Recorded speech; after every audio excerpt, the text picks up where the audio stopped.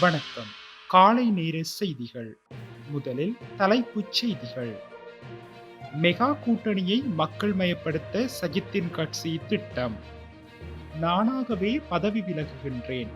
வைத்தியர் அர்ச்சுன பகிரங்க அறிவிப்பு. அரசாங்கத்திற்கு விடுக்கப்பட்ட சிவப்பு எச்சரிக்கை. விடுதலை புலிகளால் பதுக்கி வைக்கப்பட்டிருந்த ஆயுதங்கள் கண்டுபிடிப்பு. தமிழ் மீது பற்றுள்ளவர்கள் எம்மோடு இணையுங்கள். விநாயகமூர்த்தி முரளிதரன். புலம்பெயர்ந்தோருக்கான கனேடிய நீதிமன்றத்தின் சாதகமான தீர்மானம். புதிய கூட்டணி அமைக்க மெக்ரான் அழைப்பு. வெற்றி பெற்ற இடதுசாரியினர் கோபம். தொடர்வென விரிவான செய்திகள்.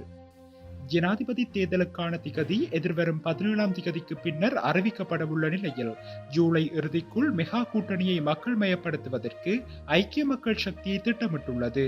அதற்கான ஏற்பாடுகள் தற்போது இறுதிக்கட்டத்தை எட்டியுள்ளது எனவும் கூட்டணியின் தேர்தல் விஞ்ஞாபனம் தொடர்பில் தற்போது அவதானம் செலுத்தப்பட்டுள்ளது எனவும் தெரிய வருகின்றது.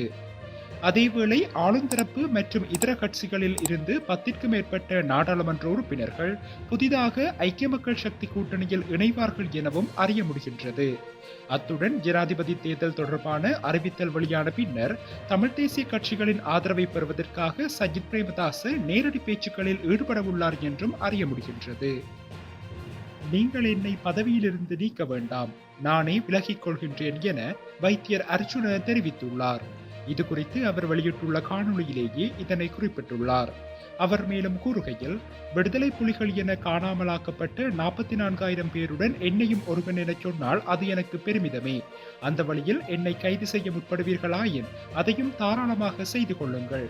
மேலும் என்னை பதவியிலிருந்து விலக்க நினைக்கின்றீர்கள் என்றால் அதை நீங்கள் செய்ய வேண்டாம், நானே விலகிக் கொள்கின்றேன் என அவர் தெரிவித்துள்ளார். அடக்குமுறை மூலம் தொழிற்சங்கங்களை கட்டுப்படுத்த அரசாங்கம் முயலுமானால் அனைத்து தொடர்ந்து சேவைகளினதும் தொழிற்சங்கங்கள் இணைந்து போராட்டத்தில் ஈடுபட பின்வாங்கப் போவதில்லை என தொடர்ந்து நிலைய பொறுப்பதிகாரிகள் சங்கம் எச்சரிக்கை விடுத்துள்ளது. எனவே தமது கோரிக்கைகளுக்கு உடன் தீர்வு கிடைக்கும் என நம்புவதாக சங்கத்தின் தலைவர் சுமேத சோமரத் தெரிவித்துள்ளார். இல்லாவிடில் இன்று மாலை இடம்பெறவுள்ள நிறைவேற்றுக்குழு கூட்டத்தில் தேவையான தீர்மானங்கள் எடுக்கப்படும் என தொடர்ந்து நிலைய பொறுப்பதிகாரிகள் சங்கம் தெரிவித்துள்ளது. இதேவேளை பணிப்புறக்கணிப்பில் ஈடுபட்டுள்ள தொடர்ந்து நிலைய அதிபர்கள், தொடர்ந்து கட்டுப்பாட்டாளர்கள், துணை தொடர்ந்து நிலைய அதிபர்கள் உட்பட சுமார் 1000 தொடர்ந்து ஊழியர்களுக்கு பதவி விலகல் கடிதங்கள் அச்சிடுவதற்கு அனுப்பி வைக்கப்பட்டுள்ளதாக தொடர்ந்து திணைக்களத்தின் உயர் அதிகாரியொருவர் தெரிவித்துள்ளார். போரின் போது பயன்படுத்துவதற்காக விடுதலை புலிகளால் புதைக்கப்பட்டிருந்த ஆளணி எதிர்ப்பு கண்ணிவடிகள் மற்றும் தோட்டாக்கள் என்பன கண்டுபிடிக்கப்பட்டுள்ளன. மட்டக்களப்பு கரடியனாறு பிரதேசத்தில் பதுக்கி வைக்கப்பட்டிருந்த நிலையில் இந்த ஆயுதங்கள் காவல்துறை விசேட அதிரடி படையினரால் கண்டுபிடிக்கப்பட்டுள்ளது. இதன்போது விடுதலை புலிகளால் 8 அடி ஆழத்தில் புதைக்கப்பட்டிருந்த இந்த ஆயுதங்களை கண்டுபிடித்ததாக காவல்துறையினர் தெரிவித்துள்ளனர். இதன்படி 299 ஆளணி எதிர்ப்பு கண்ணிவடிகள், 38 டெட்டனேட்டர்கள், 19,930 உயிர்குண்டுகள் என்பன கண்டுபிடிக்கப்பட்டுள்ளது. இந்த நிலையில் ஏறாவூர் நீதவான் நீதிமன்ற உத்தரவின் பிரகாரம் இந்த குண்டுகள் மற்றும் தோட்டாக்கள் விசாரணைக்காக கரடியனாறு காவல்துறையினரிடம் ஒப்படைக்கப்பட்டுள்ளது. தமிழீழ விடுதலை புலிகளின் தலைவருடனும் தமிழ் மீதும் பற்றுடைய அனைவரும் எம்மோடு இணைய வேண்டும் என தமிழர் ஐக்கிய சுதந்திர முன்னணியின் தலைவர் விநாயகமூர்த்தி முரளிதரன் தெரிவித்துள்ளார். அவரால் இன்று ஊடகங்களுக்கு அனுப்பி வைத்துள்ள அறிக்கையிலேயே இவ்வாறு தெரிவிக்கப்பட்டுள்ளது.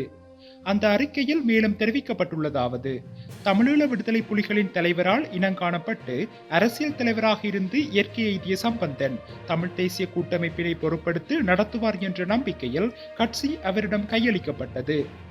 2ஆம் கட்ட தலைவர் கூட இல்லாமல் தமிழ் தேசிய கூட்டமைப்பு, தமிழரசு கட்சி என அனைத்தும் இன்று சிதறடிக்கப்பட்டிருக்கின்றது. உருளைக்கிழங்கு மூடியெல்லாம் கட்டவிழ்த்து ஓடிவிட்டது என்று கூறுகின்ற நடப்புகளும் நடக்கின்றது. தமிழீழ விடுதலை புலிகளின் தலைவர் பிரபாகரன் கூறிய வார்த்தையை தற்போது அமைச்சராக உள்ள டக்ளஸ் நையாண்டியாக கூறியிருந்தார். தமிழீழ விடுதலை புலிகளின் தலைவரால் கட்டப்பட்ட மூடை கட்டவிழ்ந்தது உண்மைதான். அதனால்தான் அதனை கட்டுவதற்கு நான் வந்திருக்கின்றேன். இனி எங்களுக்கு கீழ் வடக்கு கிழக்கு அரசியல் நடவடிக்கை நடைபெறும் என்பதனை ஆணித்தரமாக கூறிக்கொள்கின்றேன். 15 வருடங்களாக நான் பொறுமையாக இருந்தேன், இனியும் பொறுமையாக இருக்க முடியாது என அவர் மேலும் தெரிவித்துள்ளார். கனடாவில் புலம்பெயர்ந்தோரை குற்றவாளிகளுடன் சிறையில் அடைக்கும் விவகாரம் தொடர்பில் ஒன்டாரியோ நீதிமன்றம் முக்கிய தீர்மானம் ஒன்றை எடுத்துள்ளது. புலம்பெயர்ந்தோரை குற்றவாளிகளுடன் சிறையில் அடைக்கப்படுவதை எதிர்த்து பெடரல் அரசுக்கு எதிராக வழக்கு தொடர ஒன்டாரியோ நீதிமன்றம் அனுமதி அளித்துள்ளதாக தெரிவிக்கப்படுகின்றது. இந்த நிலையில் கனடாவின் எல்லை பாதுகாப்பு ஏஜென்சியால் 2016 ஆண்டுக்கும் 2023 ஆண்டுக்கும் இடையில் மட்டும் 8360 புலம்பெயர்ந்தோர் சிறையில் அடைக்கப்பட்டுள்ளதாக கூறப்படுகின்றது.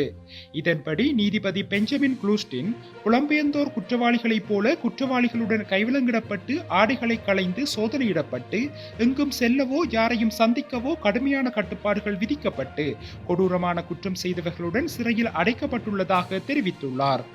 எவ்வாறாயினும் புலம்பெயர்ந்தோர் பெடரல் அரசுக்கு எதிராக வழக்கு தொடர்வதை தடுப்பதற்காக அரசு சார்பான சட்டத்தரணிகள் சிலர் எதிர்ப்பு தெரிவித்திருந்த நிலையில் அவற்றை ஒன்டாரியோ நீதிமன்றம் நிராகரித்துள்ளது. பிரான்ஸ் ஜனாதிபதி மெக்ரோன் புதிய பெரிய கூட்டணியொன்றை அமைக்க அழைப்பு விடுத்துள்ள விடயம் அதிக வாக்குகள் பெற்ற இடதுசாரி கட்சியினருக்கு கோபத்தை ஏற்படுத்தியுள்ளது. பிரான்ஸ் ஜனாதிபதி இமானுவேல் மெக்ரோன் பிரெஞ்சு மக்களுக்கு எழுதி வெளியிட்டுள்ள கடிதம் ஒன்றில் தங்களை குடியரசுவாத கட்சிகள் என கருதும் கட்சிகள் அனைத்தும் இணைந்து புதிய பெரிய கூட்டணியொன்றை அமைக்க முன்வர வேண்டும் என கேட்டுக்கொண்டுள்ளார். தங்களை குடியரசுவாத கட்சிகள் என கருதும் கட்சிகள் அனைத்தும் இணைந்து தீவிர கொள்கைகள் கொண்ட கட்சிகளை ஓரம் கட்டும் வகையில் புதிய கூட்டணியொன்றை அமைக்க முன்வர வேண்டும் என கேட்டுக்கொண்டுள்ளார். அப்படியானால் தீவிர கொள்கை கொண்ட வலதுசாரி கட்சியை மட்டுமல்ல, தற்போதைய தேர்தலில் அதிக வாக்குகள் பெற்று முதலிடம் வகிக்கும் இடதுசாரி கட்சிகளையும் ஒதுக்க வேண்டும் என்பது அதன் பொருள் என்பது போல் ஆகிவிடுகின்றது. விடயம் என்னவென்றால், சமீபத்தில் பிரான்சில் நடந்து முடிந்த 2வது சுற்று தேர்தலில் எந்த கட்சிக்கும் தனிப்பெரும்பான்மை கிடைக்கவில்லை. ஆகவே கூட்டணி அமைத்துத்தான் கட்சிகள் ஆட்சி அமைக்கும் நிலை ஏற்பட்டுள்ளது என்பது குறிப்பிடத்தக்கது.